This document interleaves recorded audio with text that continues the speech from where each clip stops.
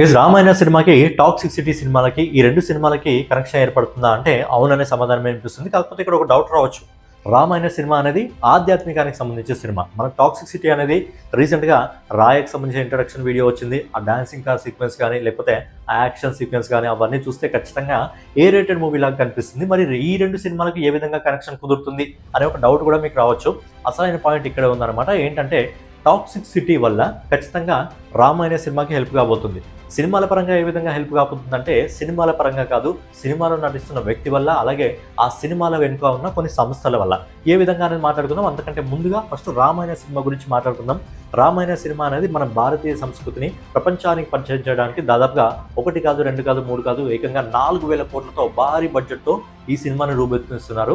కొంచెం అటు ఇటు అయినా ఖచ్చితంగా ఇండస్ట్రీ అనేది 20 సంవత్సరాల వెనక్కి వెళ్ళిపోవడం జరుగుతుంది. అంత భారీ బడ్జెట్ అంటే. సో ఏంటంటే 2 పార్ట్లలో తీసుకొస్తున్నారు ఈ సినిమాని. మొదటి పార్ట్ 2026 దివాళీ టైంలో రిలీజ్ అయితే, రెండో పార్ట్ వచ్చేసి 2027 దివాళీ టైంలో రిలీజ్ కావడం జరుగుతుంది.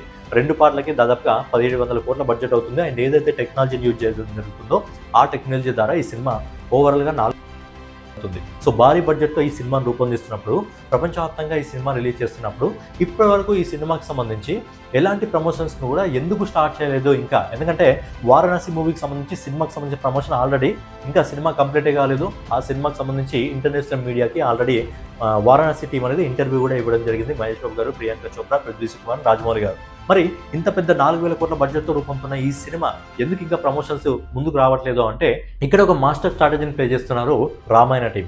ఏ విధంగా అంటే ఇప్పుడు రామాయణ గురించి మాట్లాడుకోవాలంటే ఇప్పుడు టాక్సిక్ సిటీ దగ్గర రావాలి. సో టాక్సిక్ సిటీలో హీరో ఎవరు?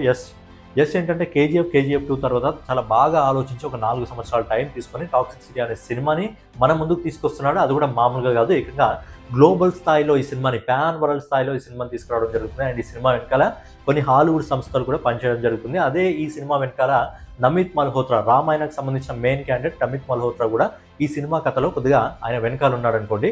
సో ఓవరాల్గా ఏంటంటే టాక్సిక్ సినిమా మనకు March 19th రిలీజ్ అవుతుంది. సో టాక్సిక్ సినిమాలో హీరో ఎవరు అంటే యష్. అదే యష్ మనకు రామాయణ సినిమాలో రావణాసుడి పాత్రలో నటిస్తున్నారు, మనందరికీ తెలిసిన విషయమే. టాక్సిక్ సిటీ అనేది March 19th రిలీజ్ అవుతుంది. సో ఇక్కడ వరకు గుర్తుపెట్టుకోండి. ఇప్పుడు రామాయణ దగ్గరకు వద్దాం. రామాయణ సినిమా అనేది వారణాసికి సంబంధించి ఈవెంట్ అయితే ఏ విధంగా గ్లోబల్ స్థాయిలో ప్లాన్ చేయడం జరిగిందో, చాలా గ్రాండ్గా ప్లాన్ చేయడం జరిగిందో రాజమౌళి, అదే రేంజ్లో రామాయణకి సంబంధించి ఒక ఈవెంట్ను, భారీ ఈవెంట్ని ప్లాన్ చేస్తున్నారు. March 27వ తారీఖున రామనవమి రోజున ముంబైలో. అదే రోజు ఆ సినిమాకి సంబంధించిన టీజర్ని రిలీజ్ చేస్తారు. అయితే సినిమా రిలీజ్ కావడానికి, టాక్సిక్ సిటీ సినిమా రిలీజ్ కావడానికి, ఇక్కడ రామాయణకు సంబంధించిన టీజర్ రిలీజ్ కావడానికి 1 వీక్ గ్యాప్ ఉంటుంది. 19th రోజు సినిమా రిలీజ్ అయితే 27th రోజున రామాయణకి సంబంధించిన టీజర్ కానీ ట్రైలర్ కానీ ఏదో ఒకటి అనుకోండి. ఏది రిలీజ్ అయినా తప్పేది లేదు, ఎందుకంటే ప్యాన్ వరల్డ్ సినిమా కాబట్టి ముందు నుంచి ప్రమోషన్స్ ఎక్కువగా చేయాలి. సో టాక్సిక్ సిటీ సినిమా ఏ రోజైతే రిలీజ్ అవుతుందో, రిలీజ్ అయిన వారం తర్వాత మనకు రామాయణకు సంబంధించిన టీజర్ రిలీజ్ అవుతుంది కాబట్టి ఎగ్జాక్ట్లీ అదే రోజు నుంచి, రామాయణకు సంబంధించిన టీజర్ రిలీజ్ అయిన రోజు నుంచి టాక్సిక్ సిటీ గ్లోబల్ స్థాయిలో ఎక్కడెక్కడ సినిమా నడుస్తుందో అక్కడక్కడ టాక్సిక్ సిటీతో పాటు రామాయణకి సంబంధించిన టీజర్ని అటాచ్మెంట్ చేస్తారు.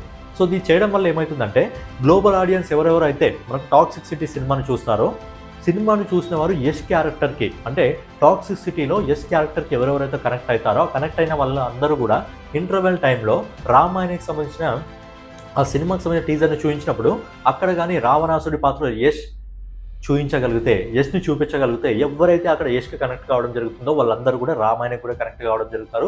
గ్లోబల్ స్థాయిలో రామాయణ సినిమాకి ఫ్రీగా మార్కెటింగ్ దొరుకుతుంది. సో ఏంటంటే అక్కడ అటాచ్మెంట్ అయిన వాళ్ళు యష్కి ఖచ్చితంగా రామాయణ సినిమా కోసం కూడా ఎదురు చూస్తారు.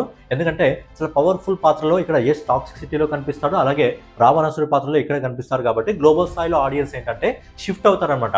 టాక్సిక్ సిటీ నుంచి రామాయణ కోసం కూడా వెయిట్ చేయడం జరుగుతుంది. సో ఈ విధంగా రామాయణ సినిమాకి టాక్సిక్ సిటీ సినిమాకి అనుకోకుండానే ఒక కనెక్షన్ అయితే ఏర్పడుతుంది. సో ఇంతేనా అనుకుంటే ఇంత సింపుల్గా ఏర్పడుతుందా అంటే కాదు. దీని వెనకాల ఇంకో ఫ్యాక్టర్ కూడా ఉంది. ఏంటంటే టాక్సిక్ సిటీకి సంబంధించిన ఓవర్సీస్ హక్కుల్ని మన ఇండియాకి సంబంధించిన పార్స్ సంస్థ తెలుగు, తమిళ్, కన్నడ, మలయాళం, హిందీ, ఇండియాకి సంబంధించిన అన్ని లాంగ్వేజ్ సంబంధించిన వర్షన్స్ని తీసుకోవడం జరిగింది. సో ఇదే సంస్థ మనకు రామాయణ మూవీకి సంబంధించిన హక్కులను కూడా తీసుకునే అవకాశం ఉంది.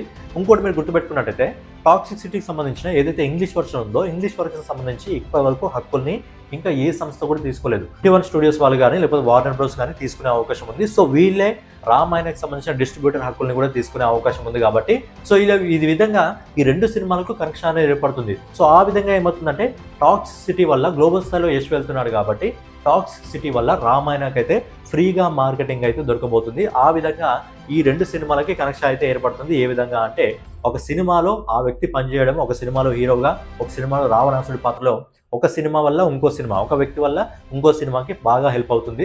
సో ఖచ్చితంగా రామాయణానికి ఫ్రీగా గ్లోబల్ స్థాయిలో తీసుకెళ్ళడానికి టాక్సిక్ సిటీ సినిమా అనేది ప్లస్ పాయింట్ కాబోతుంది. ఇదే విధంగా మన తెలుగు సినిమాలకు కూడా ఒక సినిమాకి అయ్యే అవకాశం ఉంది. అదే రాజమౌళి గారి వారణాసి సినిమా. ఎందుకంటే వారణాసి సినిమా రిలీజ్కు ముందు ఒక నెల రోజుల ముందు మనకు స్పిరిట్ సినిమా రిలీజ్ అవుతుంది. సో ఏంటంటే వారణాసి సినిమా రిలీజ్కు ముందు ఏప్రిల్ 7వ తారీఖున రిలీజ్ అవుతుంది కాబట్టి మార్చి 5వ తారీఖున ఆ సినిమాకి సంబంధించి టీజర్ కానీ ట్రైలర్ కానీ రీచ్ అవ్వగలిగితే, తీసుకోగలిగితే ఖచ్చితంగా స్పిరిట్ సినిమాతో వారణాసికి సంబంధించిన సినిమాకి సంబంధించిన ట్రైలర్ కానీ టీజర్ కానీ అది కూడా గ్లోబల్ స్థాయిలో ఖచ్చితంగా వెళ్తుంది. అందులో రాజమౌళి డైరెక్టర్ కాబట్టి ఖచ్చితంగా ప్రపంచ స్థాయికి తీసుకెళ్తుంది. సో ఈ విధంగా ఒక సినిమా, ఇండియన్ సినిమాలు ఏంటంటే ఒక సినిమాని ఇంకో సినిమా ప్రమోషన్ విధంగా తీసుకెళ్ళడానికి ఈ స్ట్రాటజీ అనేది బాగా యూజ్ అవుతుంది. దాంతోపాటు ఈ 2 కూడా ఇప్పుడు మనకు వారణాసి కానివ్వండి, రామాయణ కానివ్వండి, మన ఇండియా స్థాయిలో చాలా భారీ బడ్జెట్తో రూపొందుతున్నాయి కాబట్టి 2 సినిమాలకు మార్కెటింగ్ అనేది కూడా చాలా ఇంపార్టెంట్.